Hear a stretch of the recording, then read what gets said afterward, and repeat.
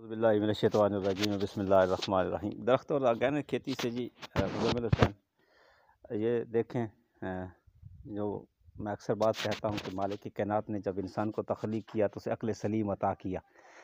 تو عقل سلیم کیا ہے؟ ایک سمجھ ہے انسان کو، اسے استعمال کیسے کرتا ہے۔ یہ چھوٹا سا گھر ہے اور یہ کچن گارڈننگ آپ دیکھیں ماشاءاللہ کتنا پیارا لیسن کھڑا ہے۔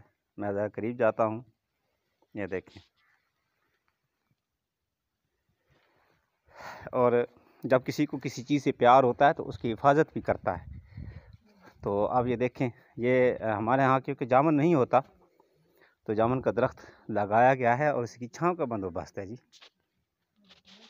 ٹھیک ہے جی۔ یہ دیکھیے گا کیونکہ یہاں پہ کورا بہت سخت پڑتا ہے۔ یہاں سامنے امرود کا درخت ہے، دیسی ماشاءاللہ لیمن ہے، امرود کے